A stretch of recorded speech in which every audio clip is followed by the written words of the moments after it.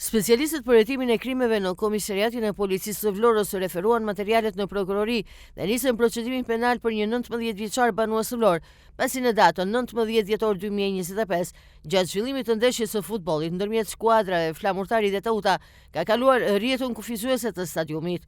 Po ashtu një 25 vjeçar banues në fshatin Trevllazër, pasi ndaj tij ka bërë kallëzim penal një shtetase 81 vjeçe, e cila pretendon se për motive të dobta ky shtetas e ka kanosur nëpërmjet telefonit.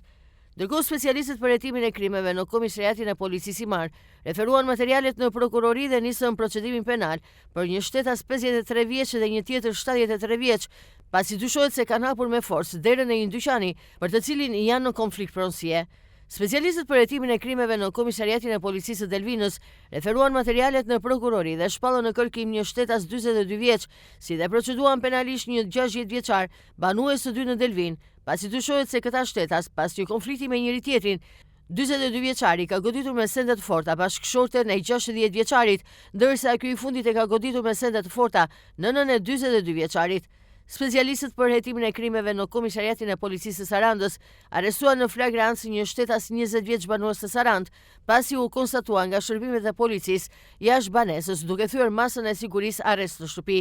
Po ashtu një 20 vjeçar banues në 6 të Sarandës, pasi dyshohet se i ka vjedhur një shtetasi një shumë monetare. Po nga këta specialistë u referuan materialet në prokurori, pasi në datën 19 dhjetor 2025 ka bërë kallëzim një 49 vjeçar me detyrë kujdestar i kishës në fshatin Manastir, se disa ditë më parë është vjedhur një këmbane kishës, ndërkohë vijon puna për identifikimin dhe kapjen e autorëve. Specialistët për hetimin e narkotikëve në Drejtorinë Vendore të Policisë së Vlorës referuan materialet në prokurori dhe nisën procedimin penal për një shtetas 29 vjeç banues së Vlorë, pasi gjatë kontrollit të ushtruar në automjetin e tij, shërbimet e policisë gjetën dhe sekuestruan një sasi lëndë narkotike kanabis. Materialet procedurale ju referuan prokurorisë për veprimet të mëtejshme.